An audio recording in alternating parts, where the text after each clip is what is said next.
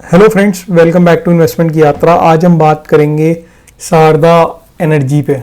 ठीक है, इस पे पूरी बात करेंगे और इसका 60 मिनट्स के चार्ट पे इसका एनालिसिस करेंगे। देखेंगे कि कहाँ जा सकता है, इसमें कैसे लेवल्स हैं, चार्ट क्या बताने की कोशिश कर रहा था, पहले क्या हुआ, अब क्या हो सकता है, रेजिस्टेंस कहाँ पे है, स्टॉप लॉस कहाँ होना चाहिए, आगे के टारगेट्स क्या हैं, तो पूरी बात करेंगे। बट उससे पहले अगर आप चैनल पर नए हैं तो चैनल को सब्सक्राइब ज़रूर कर लें, क्योंकि मेरी जो एक्सपर्टीज़ है वो सिर्फ स्विंग ट्रेड्स में है और मैं अच्छे अच्छे स्विंग ट्रेड्स लेके आता हूँ। ट्राई करता हूँ डेली 2 या 3 वीडियोस डाल दूँ।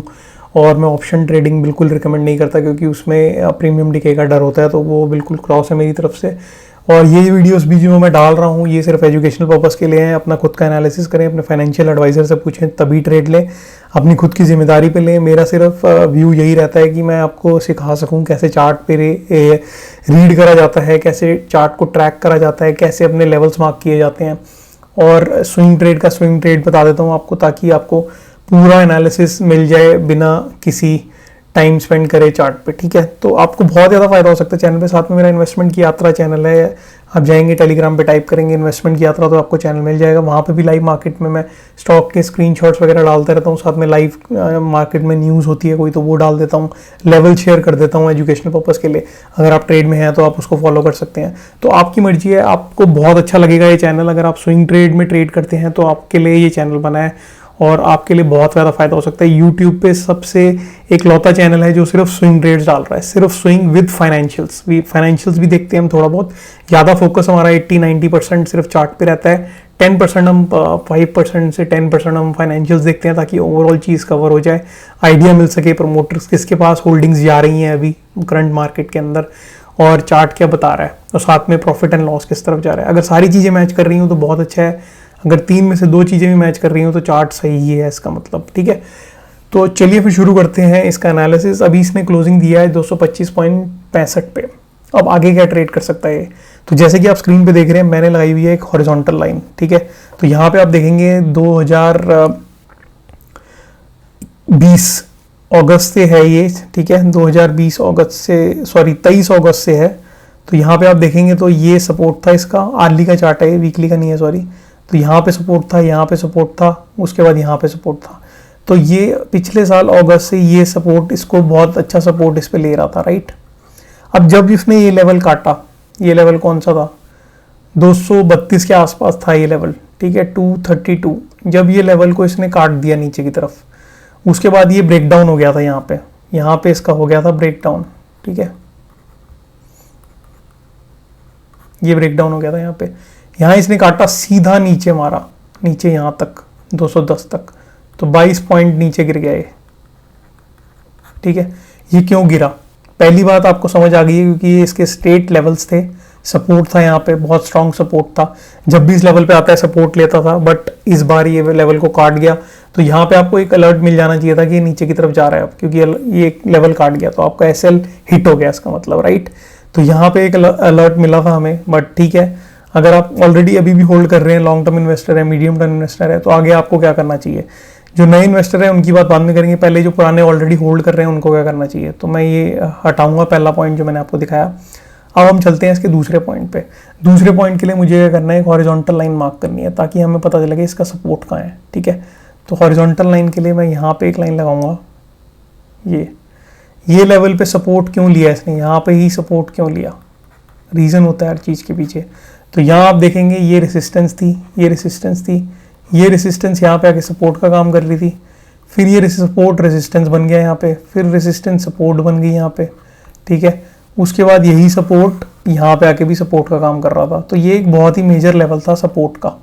ठीक है, तो यहाँ खेल चल रहा था सपोर्ट एंड रेसिस्टेंस।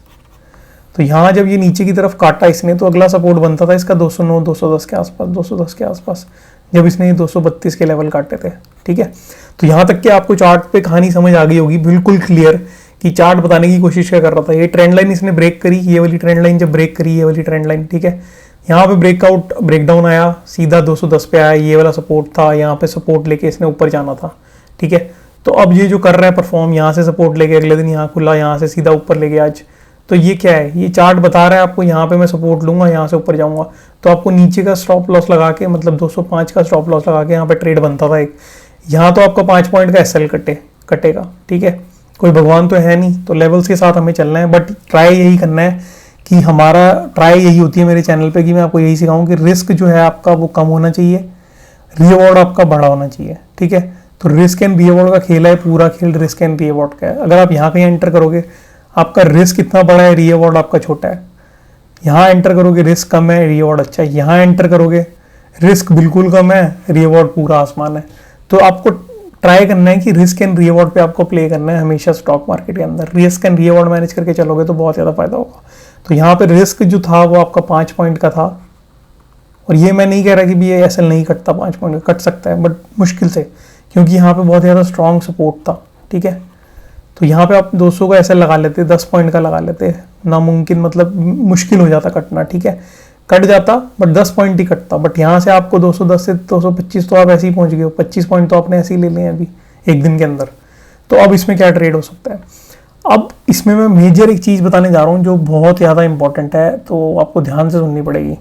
वो ये कि अब जो इसका फाइनल एक रेसिस्टेंस लेवल जो मुझे दूसरा बनता हुआ दिख रहा है, वो दिख रहा है इस लेवल के आसपास 240। यहाँ देखोगे आप, ये रेसिस्टेंस, ये रेसिस्टेंस, ये सपोर्ट, ये सपोर्ट, ये रेसिस्टेंस, ये रेसिस्टेंस, ये रेसिस्टेंस, ये रेसिस्टेंस। तो ये जो इसका एक लेवल है जो मैंने मार्क करके आपको दिखा दिया है, ये लेवल इसका मेजर पॉइंट है रेसिस्टेंस का अब, क्योंकि चार्ट यहाँ से गिर गया।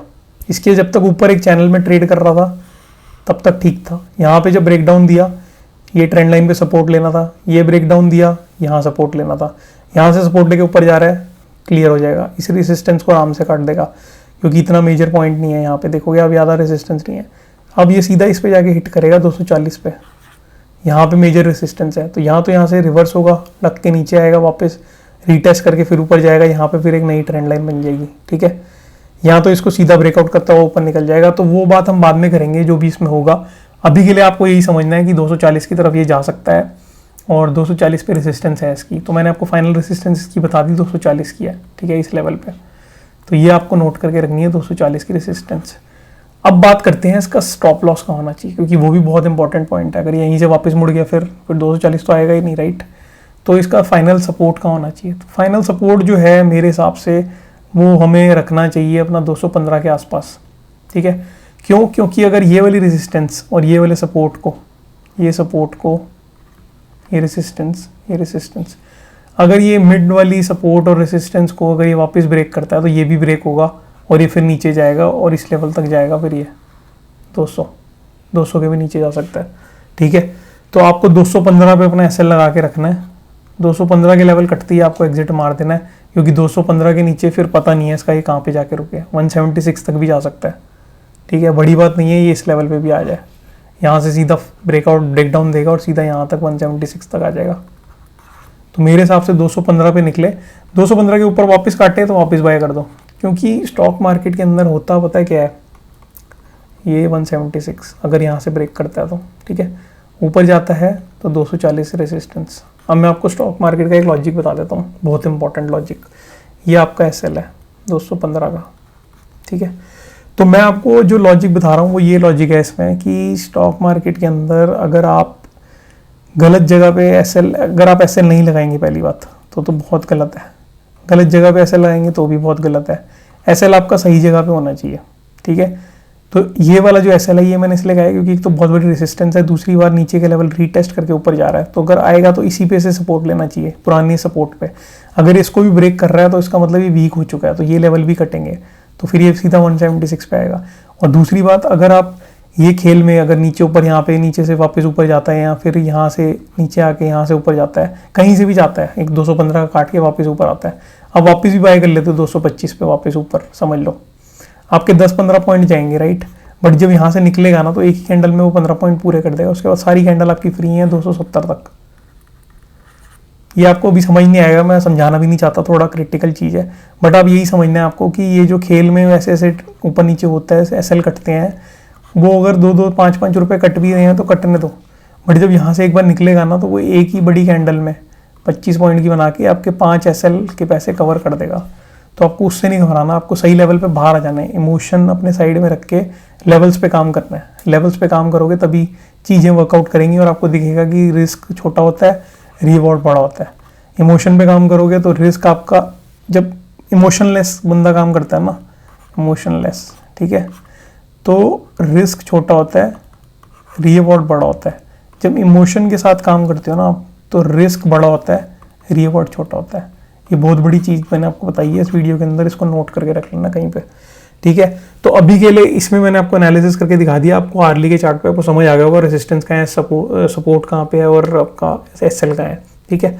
अब चलते हैं इसकी फाइनेंशियल स्टेटमेंट में। ज़्यादा इसमें टाइम वेस्ट करने की कोई जरूरत नहीं है, क्योंकि बार बार वो बात करनी कोई पॉइंट नहीं बनता। अब चलते हैं हम इसमें फाइनेंशियल्स पे। तो फाइनेंशियल्स पे आप देखोगे यहाँ पे आपको क्लियरली दिखेगा कि 8,000 करोड़ की कंपनी है, ठीक है। उसके बाद मैं पीएनएल की बात कर लूँ तो पीएनएल इसमें आपको एक और इंडिकेशन यहाँ पे दे रहा है। वो क्या है? वो ये है कि मार्च 2021 में ऑपरेटिंग प्रॉफिट 520 था, 1300 करोड़ हुआ, 1000 हुआ और उसके बाद 830। यहाँ पे डिक्रीज होता हुआ दिख रहा है profit continuously, operating profit. Net profit की बात करूँ तो यहाँ पे बढ़ा, उसके बाद फिर कम हुआ, उसके बाद फिर कम हुआ, तो यहाँ पे नेट प्रॉफिट भी कम होता हुआ दिख रहा है। बट अगर हम इन्वेस्टर्स की बात करें तो इन्वेस्टमेंट में आपको एक और चीज़ दिख जाएगी कि यहाँ पे जो प्रमोटर्स हैं वो 72% की होल्डिंग सेम रखी हुई है। FIIs हैं, उन्होंने थोड़ी सी होल्डिंग अपनी पिछले साल 2000 मार्च से अभी तक बढ़ाई है। DIs की बात करूँ तो सेम होल्डिंग पे चल रहे हैं। पब्लिक की बात करूँ तो पब्लिक से थोड़ा सा 1% कम हो गया है, तो पब्लिक का 1% चला गया है इसके पास, FIIs के पास, ठीक है। तो ये कहानी है इसकी, ज़्यादा कोई चेंज इसमें है नहीं। अभी आप प्योर चार्ट पे प्ले करो, क्योंकि चार्ट बहुत इंपॉर्टेंट होते हैं, चार्ट भी हमें देखना चाहिए। फाइनेंशियल्स बहुत कम होती हैं, सारा कुछ फैक्टर इन डिस्काउंट इसमें हो चुका होता है। तो अभी के लिए मैंने पूरा एनालिसिस आपको दे दिया, आपको समझ आया होगा। अच्छा लगा तो प्लीज़ लाइक करो ताकि और लोगों तक पहुंचे। इतनी मेहनत से वीडियो बना रहा हूँ, रात के 12 बज चुके हैं, फिर भी आपके लिए सपोर्ट करने के लिए आपको ये वीडियोस बनाता हूँ मैं, ताकि आप अगर ट्रेड करें तो आपको कॉन्फिडेंस मिले, कल आपको पता हो किस लेवल पे क्या होना है, ठीक है।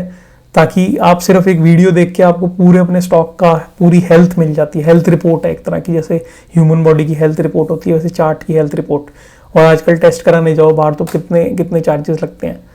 तो मैं आपको स्टॉक का टेस्ट फ्री में करके दे रहा हूँ, आपको बस सिर्फ देखना है और लाइक करना है। तो लाइक तो करो ना कम से कम, ताकि और लोगों तक पहुँचे, और लोगों का भी टेस्ट हो जाए स्टॉक का, तो उनको भी फायदा हो जाएगा। तो आप लाइक करोगे तो ज़्यादा लोगों तक रीच पहुँचेगी, चैनल की भी ग्रोथ होगी। तो सबका फायदा है, आपका भी फायदा, मेरा भी फायदा, और जो नए पार्टिसिपेंट हैं जो इस चैनल को वॉच करेंगे उनका भी फायदा, उनका सबका फायदा। तो सारे साथ में ग्रो करो, ठीक है। तो मिलते हैं नेक्स्ट वीडियो में, तब तक के लिए आप सेफली ट्रेड करो और take care. Thank you for watching this video. Take care friends, bye.